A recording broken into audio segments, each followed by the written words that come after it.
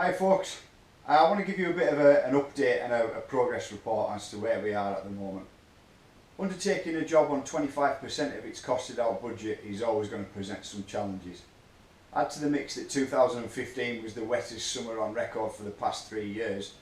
A broken collarbone, separated AC, machinery that will break down any time the day ends in the letter Y, and then couple that with a whole host of outside factors, then you can start to get an idea of some of the challenges that I've faced. Now, funds were in place to last between February and this September. It's taken some difficult decisions to get that to come through to now mid-November. So unsurprisingly, I now find myself at a point where funds are somewhat stretched. However, as far as business goes, this ain't my first rodeo. So sometimes you just need to take a step back from the problem and recognise it as a hurdle to be overcome rather than a stop sign. So once you've recognised the situation for what it is, just a blockage to be overcome rather than an actual panic, it's all about what do you do from there, and that kind of leads us nicely on to what's been going on recently.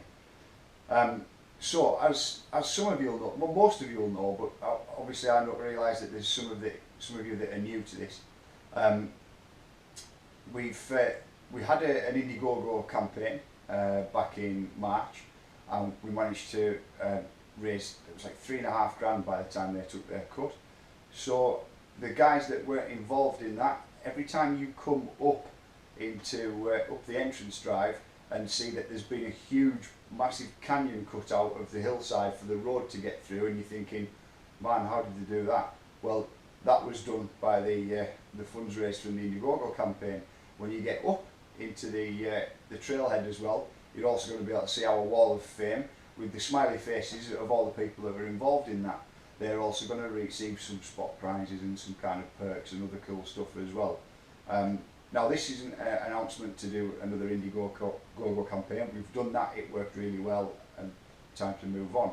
So we have to look at the other options. Well, the whole funding of the place was partly through Indiegogo, and then basically I put in my life savings into it. So we've done really well to get through to this point, and frankly we're ridiculously close to opening. In fact, frustratingly sleepless nights open to close to opening. So we just need one last push. Now, originally it doesn't make business sense to have kept all my savings and kept that away in the bank and then financed it through large bank loans, because then it's just to pay off every month, and it's extra pressure on the business. It's not necessary pressure for a new business. So at the time it was made more sense to do it that way around. Now that we've only got a little push left to go to get it to open, now it does make sense to go to the banks and other funding sources. So this is where it's come into under a mountain of paperwork. Now I'm sure as you can understand that if you were going to lend money to somebody that you'd never met, you're going to want to know quite a bit about this person. So it's just have to accept that I need to jump through hoops and fill out forms, etc. to do this, which it's about as much fun as dry toast, to be honest with you, but it's just part and parcel of the business, and something that we've got to do. So applications have been made, and funding is, well, from one of the sources, depending on which one of it comes out to be the best deal. One of them was inbound. Unfortunately,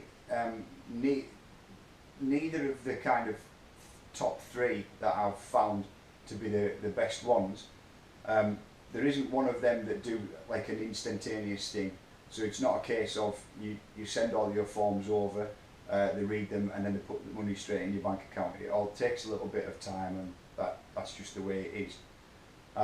The news that I also wanted to share with you and be public about is, while I was searching around for funding, I came across something that was, to be honest, a little bit unexpected. Although it was very unexpected. I'd tried looking for this back in like 2013 and it just wasn't there. Just so happens that it's here now. What I'm talking about is, and I'm going to have to read it off this folder because it's got a really long name.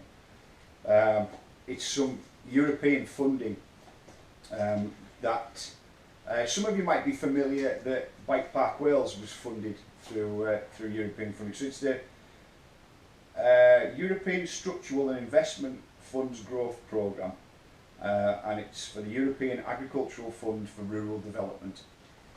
Now then, there's a whole folder just devoted to that for the information that you need in order to be able to put an application forwards for it, and it isn't, well people hiring agents to do it on their behalf. Obviously we're not in the luxury position of hiring agents, so I'm just going to have to educate myself on that front.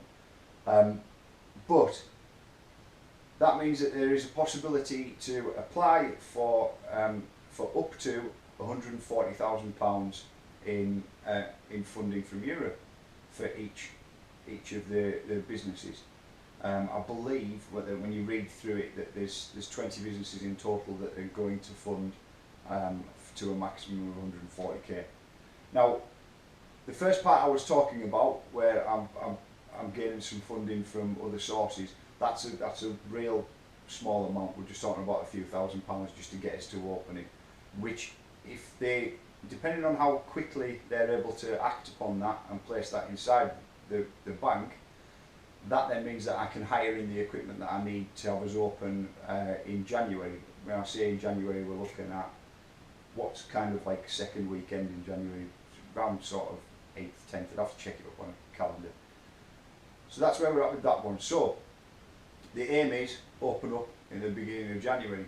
Now this one is a little bit more in depth, and you actually apply to a committee, and that's how you submit an application. So once open, and maybe this takes a while, it might be down the line and into spring, but there might be some news come in, if successful, touch wood, and that's going to mean some big changes. So what's it going to mean to you guys, the end user? Well, it's going to mean that everything that I have in place for at least the kind of first 5 years of the lifespan of GNAR, that's all going to get brought forwards, because if I was to be successfully funded by that, then what's the point? There's no point in sitting on the money. Get it spent and make the things happen that I want it to happen. So stuff that I would have had to save up to implement during years 1 to 5, that idea goes out the window. Just make it all happen, and you'll see it'll be quite a difference to the end user experience. But the situation is now, I am under a mountain of paperwork. The last of the applications for what you might call immediate funding is going in today. The application for this one has to be in by Friday, and yeah, as I say, I'm just not in a position to employ a financial advisor, especially like an FSA accredited one, to sort out loan applications, and I'm certainly not in a position to employ an agency to fill that out for me. So it's just about educating yourself, making yourself aware of the processes, and finding out how to best do that. So this past week, I've been a little bit quiet on the social media front, and I've been a little bit quiet with these kind of updates. Now, usually, these come from me being in the forest, and I'll tell you what's going on in there. I have got a short update for that in a second, but this one's coming from in here. For full disclosure, my desk is actually over there, but it's got so much paperwork on it that it kind of makes me want to shed a tear. So we're doing it from here for this afternoon. So updates on the actual wood itself. There's a track that I've been calling GDH1, and I might have shown you some updates from there, and I can't remember the last time that I made a video featuring that, and I don't think I got all the way down to where I was putting in the really big logs there's a bottom berm section that hits you up, spits you up out the top of the berm, and then it goes into an embanked left-hand hip. So for those of you that would whip or table up to the right hand side, then the embankment's going to be down on rider's left, and that's down towards the bottom of it. Anyway, a little bit of thinking about that track and actually walking it up and down top to bottom now that I've done a bit of felling on there as well to open the track out. It's not actually what I would want to put in as a downhill track. It's actually going to be more of your kind of bike parky, twisty and turny, yes, and you know we've got plenty of routes and stuff, but there's jumps and features going in there, and to be honest with you, a friend of mine who's a builder too came over and has done a bit of help with me on that, and we were scouting over the areas of the forest, and there's one like you would perhaps consider it to be like 3 tracks over from where GDH1 is in, and there's an area there that would be far more suited to a classic downhill track, and it's a much longer run as well. So that is going to mean that the one that's called, or as the project working title of GDH1, needs a whole renaming ceremony. So one of the things that now that we're really close to opening, that I'm working on as well, is just collecting all your Wall of Fame pictures that you guys sent over to me, and kind of mashing them all together so that you're all in neat rows next to each other with your names under each other to head out to the print. And one of the things that I said that would be, I would just randomly choose somebody off the Wall of Fame to name one of the tracks. Hey presto, GDH1 has presented itself as a perfect opportunity for that. So although all the way through, you know, Magic Bus and Elementary, Gets the Chopper, Beggars Canyon, I've been putting out the names for those.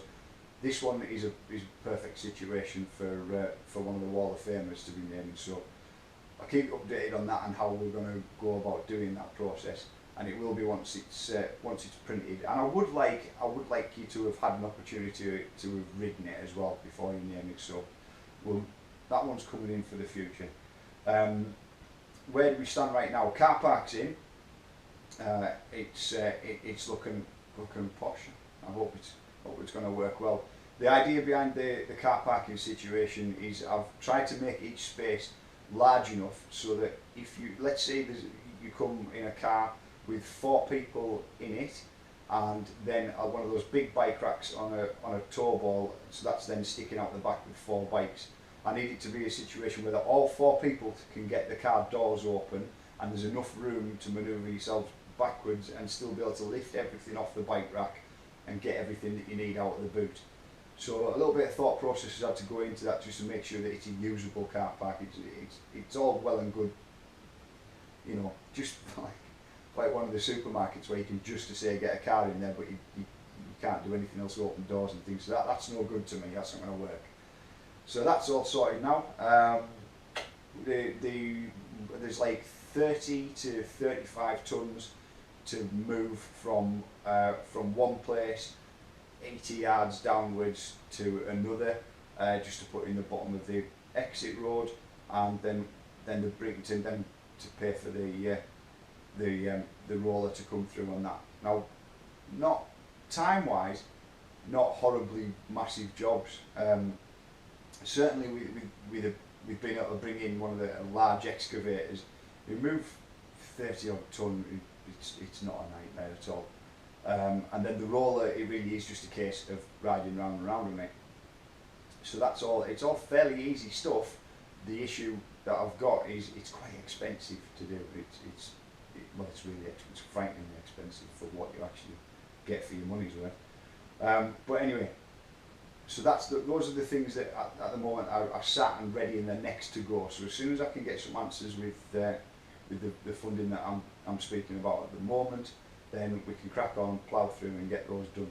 They're not weather permitting. It can throw down or be icy and snowy as much as it wants. It really doesn't make any odds to a big sort of 13-ton tracked excavator, you know, doesn't really care about it. If it is a bit wet, then again, all that means is that you're not, like in the middle of summer, you need a water bowser to ride around in front of a roller. If it's wet, then fine, doesn't matter, the roller will just compact it all in anyway. It needs a bit of moisture to put it in there, it doesn't work on dust. So, that's the situation that we're presented with at the moment. You know, my wife sometimes tells me that I can be a bit of a stubborn git. Guilty as charged. The decision for whether we were going to go ahead or whether I was going to undertake something like this was made way back in 2013.